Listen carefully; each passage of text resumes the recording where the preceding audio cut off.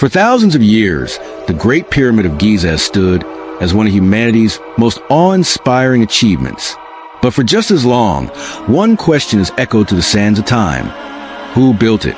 For centuries, the popular image was one of countless slaves, driven by cruelty, toiling to their deaths. It was a story told by the Greek historian Herodotus, and it stuck. But what if that story was wrong? What if the truth was far more fascinating? This is the story of a discovery that shattered that ancient myth.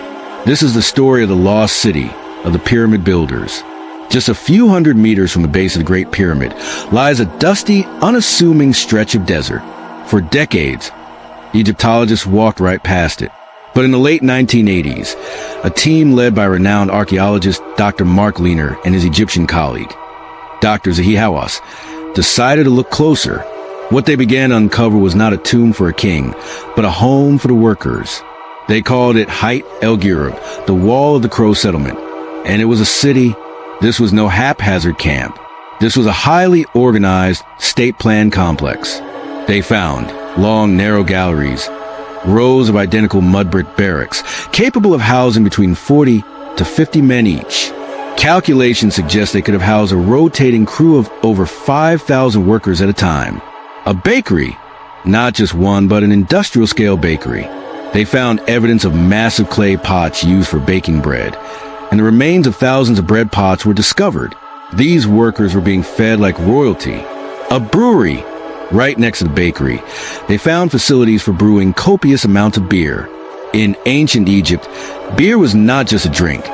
It was a staple food source, a form of payment, and essential calories for hard labor. A fish processing area. Evidence showed they were catching massive amounts of Nile catfish, salting and storing them to feed this enormous workforce. An infirmary. They found skeletons with healed fractures, set perfectly by what must have been skilled medical care.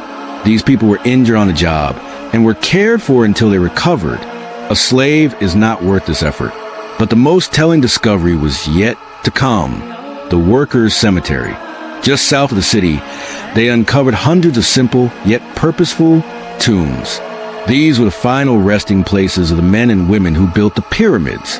And the bones told a revolutionary story. Studies of the skeletons revealed two crucial facts. One, they were Egyptians.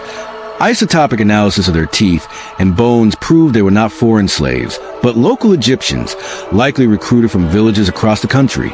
Two, they were honored. The way they were buried, in tombs near the sacred monuments they built, was a great honor.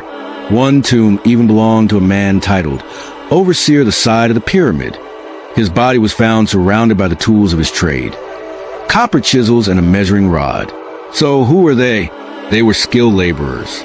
Stonemasons, engineers, carpenters, and draftsmen.